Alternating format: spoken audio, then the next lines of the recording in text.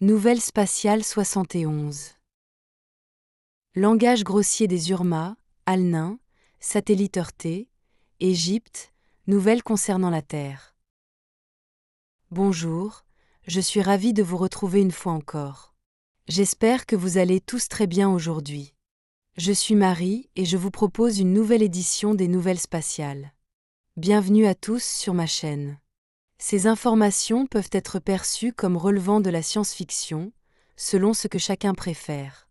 Pour ma part, je les publie uniquement à des fins de divertissement, mais je les prends très au sérieux.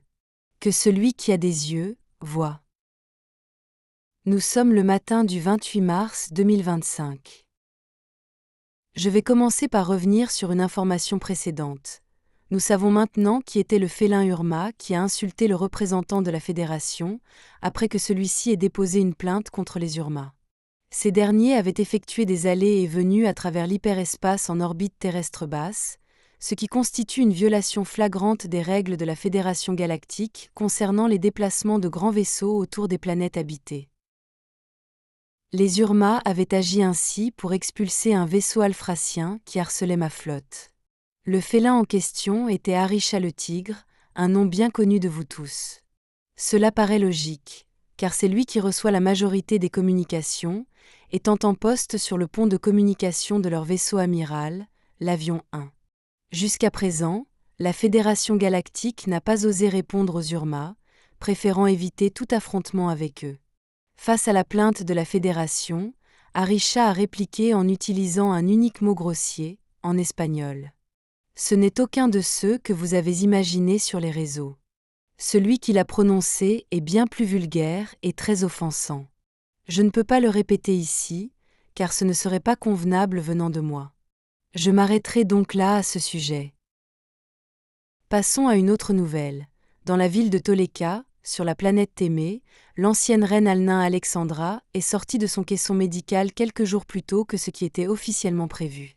Elle y était en convalescence, après avoir survécu à une tentative d'empoisonnement l'année dernière, alors qu'elle se trouvait à bord du vaisseau Toleka, en orbite autour de la Terre. Elle a passé 3 mois tégésiens dans ce caisson, en immersion complète. Sur Terre, cela correspond à une période près de 5 fois plus longue. Elle s'est parfaitement remise, aussi bien de l'empoisonnement que du séjour dans ce caisson, qui nécessite toujours quelques jours supplémentaires pour se réadapter et retrouver un fonctionnement normal. Hier soir, elle a pris la parole dans les médias tégétiens pour annoncer qu'elle ne reviendra pas sur Terre pour le moment.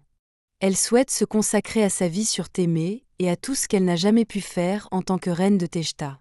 Elle a expliqué être épuisée par les nombreuses responsabilités auxquelles elle a dû faire face, y compris celles liées à la planète Terre, et par toutes les implications que cela représentait. Elle a exprimé le besoin d'un repos mental profond. Elle a également affirmé qu'elle ne retournerait pas à la politique et qu'elle me soutenait pleinement dans mes fonctions. À ceux qui espéraient son retour au pouvoir et, par conséquent, mon retrait, je tiens à dire que cela n'arrivera pas. Je suis aujourd'hui la reine de Tejta, comme je le suis depuis de nombreux mois. J'ai 17 ans, mais je suis entièrement compétente et apte à remplir ce rôle. J'ai l'énergie, les capacités et la détermination nécessaires pour faire face à toute situation ou adversaire. Je resterai à ma place jusqu'au bout. Autre information. Hier, lors d'une manœuvre de correction d'altitude et d'orbite, ma flotte a percuté un objet d'origine humaine. Nous sommes apparemment entrés accidentellement dans son orbite, et il a été impossible d'esquiver cet objet à temps, car il s'est approché trop rapidement. Les vaisseaux de grande taille, comme ceux de ma flotte, ne peuvent pas faire de virages brusques. D'après les images et les relevés de nos capteurs frontaux, il s'agissait probablement d'un grand satellite de télécommunications. Il s'est écrasé contre les boucliers avant du vaisseau Sadiq Leia, juste devant la passerelle et la zone CIC, à une vitesse extrêmement élevée. Il s'est alors brisé en morceaux, puis a été pulvérisé en passant à proximité par les boucliers frontaux de l'Atlas et du Saska 1, qui suivaient à courte distance derrière le Sadiq Leia. À ce jour, nous ne savons pas précisément ce que c'était ni à qui il appartenait.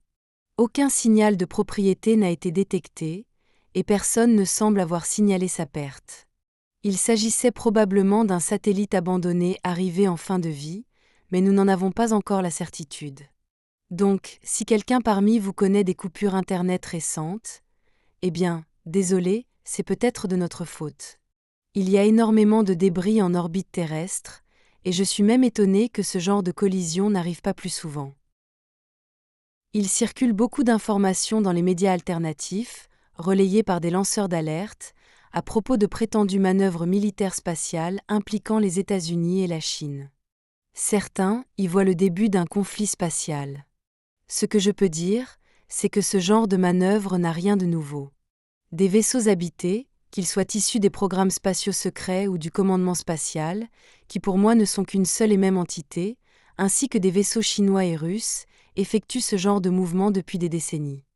Ils jouent tous à un jeu de cache-cache dangereux, semblable à celui des sous-marins et des flottes navales depuis les années 1950.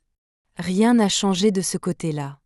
Ce qui attire mon attention, c'est qu'ils commencent enfin à en parler publiquement. Cela pourrait annoncer une opération de désinformation à grande échelle, comme une fausse invasion extraterrestre, mais seul le temps nous le dira. Ce qui est certain, c'est qu'ils préparent l'opinion publique à accepter l'idée que des vaisseaux humains circulent dans l'espace, même si leur existence n'a jamais été reconnue officiellement. Les Alphraciens d'Alpha Centauri participent aussi à ces manœuvres aux côtés des humains.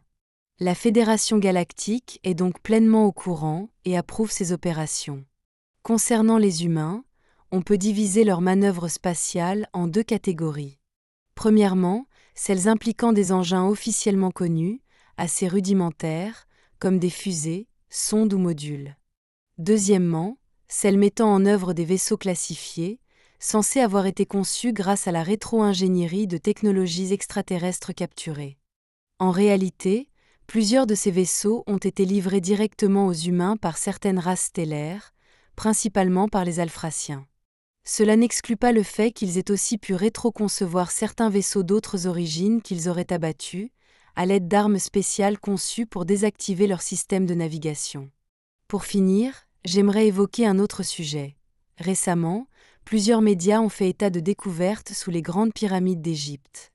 Grâce à un géoradar sophistiqué, des structures enterrées auraient été détectées, notamment 8 objets cylindriques de grande taille descendant jusqu'à 800 mètres de profondeur, se terminant en sorte de cube qui ferait partie d'une ancienne ville souterraine. Même si nous n'avions jamais évoqué ces cylindres, nous avions déjà parlé de la présence d'une ville souterraine sous le plateau de Gizeh, construite par plusieurs races stellaires de la Fédération. Cette ville, qui est maintenant contrôlée par la Kabbale, s'étend sur au moins 2 niveaux superposés. Elle contient des éléments démontrant que les pyramides n'étaient pas des tombeaux, mais plutôt des générateurs d'énergie libre. Les cylindres découverts pourraient faire partie du système de connexion à la Terre, exploitant le différentiel électrique entre le sol et l'atmosphère pour générer une énergie utilisable. Cependant, bien que ces informations aient été présentées lors d'une conférence de presse avec des éléments scientifiques à l'appui, elles ont rapidement été rejetées par les tenants de la version officielle, en particulier par Zahi Hawass, considéré comme une autorité dans ce domaine. Il est cependant bien connu qu'il travaille pour les puissants et suit les consignes de la Kabbale pour discréditer toute découverte nouvelle. Ce qu'ils veulent à tout prix, c'est éviter qu'émergent des preuves solides remettant en cause l'histoire officielle. Et ce, même si cela signifie ignorer les faits. Ils détiennent ainsi le monopole de la vérité imposée, qui ne reflète pas du tout la réalité. Le plus triste, c'est que la majorité de la population continue de croire ces figures d'autorité, même quand des preuves solides apparaissent. Beaucoup de chercheurs, pourtant critiques à l'égard des récits dominants, finissent par se ranger aux déclarations officielles simplement parce que ces spécialistes sont reconnus. Il est probable que cette affaire soit vite oubliée ou classée comme pseudoscience, sans suite véritable. Avant de conclure, j'aimerais dire un mot sur l'avertissement récent de l'Union européenne, invitant les citoyens à se préparer à 3 jours de chaos. Ce n'est pas la première fois qu'ils diffusent ce genre d'alerte. Ne prenez pas ces messages trop à cœur, et surtout, ne vous laissez pas envahir par la peur. Il s'agit bien souvent de stratégies pour générer de l'angoisse à l'échelle collective. La Kabbale provoque sans cesse des événements déstabilisants à travers le monde. Qu'ils préviennent ou non, elle agit selon ses intérêts. Et pour maximiser la souffrance, elle informe très mal la population. En revanche, Elle divulgue parfois certaines vérités, dans le but de se dédouaner de toute responsabilité, estimant que les gens auraient dû se préparer. Pour eux, si quelqu'un souffre, c'est de sa faute, pas de la leur. C'est leur vision des choses. Ils cherchent à maintenir une vibration basse sur la planète en entretenant une anxiété constante. Cela rend les gens passifs, car exposés à des menaces récurrentes qui ne se concrétisent pas, ils finissent par se désintéresser de toute préparation sérieuse. Comme dans l'histoire du garçon qui criait au loup. On voit bien l'absurdité du système quand il conseille d'avoir de l'argent liquide en cas de coupure électrique, alors même qu'ils viennent d'annoncer la mise en place imminente de l'euro numérique, qui éliminerait toute monnaie physique. Ils se contredisent sans cesse. Et pourtant, l'Union européenne affirme aussi que les pièces et billets ne disparaîtront pas. Ils prétendent que l'annonce de leur suppression est fausse. Mais quiconque réfléchit un peu comprend que le véritable objectif mondial de la cabale est d'éliminer l'argent physique. Donc, préparez-vous du mieux que vous pouvez, comme toujours, mais gardez votre calme. La peur fait partie du piège. Ils complotent constamment, et il est impossible de prévoir exactement ce qu'ils préparent. Vivre sur Terre reste un défi permanent. Soyez forts, sages, courageux. C'est tout pour aujourd'hui. Merci d'avoir regardé, aimé, partagé cette vidéo, et de vous être abonné à la chaîne. Votre soutien est précieux pour nous aider à continuer. J'espère vous retrouver très bientôt ici. Avec tout mon amour et toute ma gratitude.